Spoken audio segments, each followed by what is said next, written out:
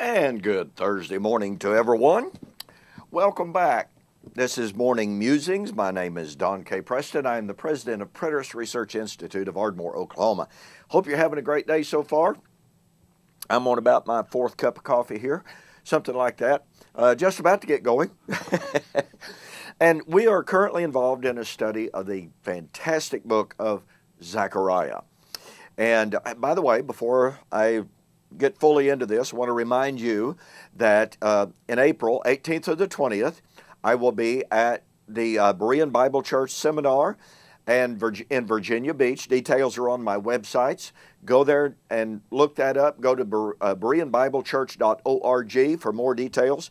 It's going to be a great lineup, and you're going to love this seminar. David Curtis and his group there just do a fantastic job in putting on a seminar every year. It's been my great honor to be with them for the last couple of years. Looking forward to it again. So come be with us at the Berean Bible Church Seminar, April 18th through the 20th, 2014. And I hope to see a bunch of you there. Okay, we're in Zechariah. Remarkable prophecy.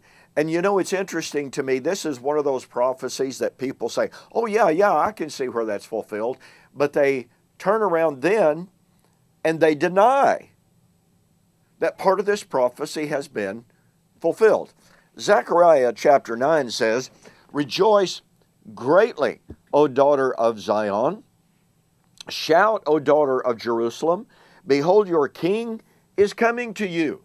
He is just and having salvation, lowly, and riding on a donkey, a colt, the foal of a donkey." Wow. Okay, well, most people would say, most Bible students would say, yeah, all we have to do is go to Matthew chapter 21, verses 5 and following. Jesus had told his disciples to go into Jerusalem, and there they would find a man, and that he would have a donkey, and to say to that man, the king, has purpose of that. They did that. Jesus gets on the donkey, rides into the city, and boy, all of a sudden the city just erupts in jubilation, crying out, "Hosanna, King of David." And they are just thrilled. And Matthew quotes verbatim from Zechariah 9, verse 9. Fulfillment, right? But wait a minute. Zechariah not only says that the king would come riding on the donkey, it says, "I will cut off the chariot from Ephraim, the horse from Jerusalem, the battle bow shall be cut off, he shall speak peace to the nations, his dominion shall be from sea to sea and from the river to the ends of the earth." Well, wait a minute. We are told that didn't happen because, see, this is a parallel passage, of course, Isaiah chapter 2, verse 4 and following. "They shall beat their swords into plowshares," etc. And we're told, well, that clearly did not happen. Well, wait a minute. All of this is put in the same context. All of this is put in the same identical framework. Upon what basis do we say, oh, well, yeah, Jesus, as king, as Messiah, came riding on the donkey. That's in fulfillment of Zechariah 9, verse 9. Oh, but we're still waiting 2,000 years later for the bow to be broken, for the chariot to be removed.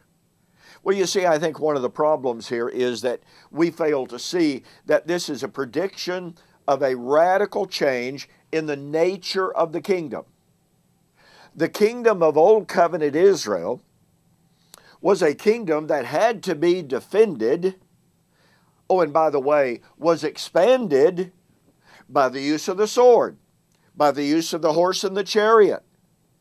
In other words, Old Covenant Israel, nationalistic Israel, was an economic force. It was a military kingdom. All you got to do is read Kings and Chronicles, even Samuel, even the Judges, and to see that military force, warfare, was the means by which, number one, Israel conquered the land, conquered the city. After having conquered all of the land with the edge of the sword, then Israel, from that point forward, defended the kingdom with the sword and with the horse and the chariot. But God was saying in Zechariah and in Isaiah that the coming of Messiah, the new covenant kingdom, would be a kingdom that, number one, is not established through the use of the sword, nor is it defended by the use of the sword. This is not talking about a, quote, worldwide, in that sense, cessation of warfare. It is a prediction of a radical change in the nature of the kingdom of Messiah. To apply this to saying that the time was going to come in which there would no longer be any military conflict in the world whatsoever is to misuse and to misapply the context. And to divorce this time of peace from the coming of Christ, which it is inseparably tied to, is also to misapply the text. Zechariah 9 foretold the coming of Messiah riding a donkey. And in that day,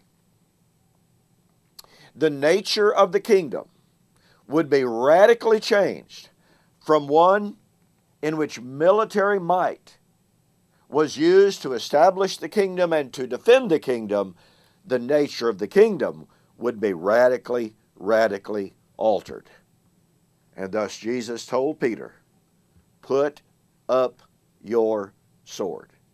He told Pilate, who was concerned about whether or not he, Jesus, as King of the Jews, was going to lead a military invasion, so to speak, and establish a military kingdom. And Jesus said, "My kingdom is not of this world. If my kingdom were of this world, my servants would fight." No.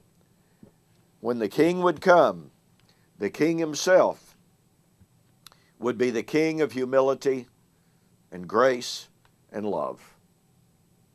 And in the day of his coming, he would establish a kingdom in which the kingdom would no longer be established through the edge of the sword. Jesus came and fulfilled, riding on a donkey. The time had come for the establishment of the kingdom that would no longer be based on the edge of the sword. Hey, thanks for joining me for this morning's Morning Musings. Hope you have a fantastic weekend. God bless. Be safe. We'll see you, Lord willing, on Monday.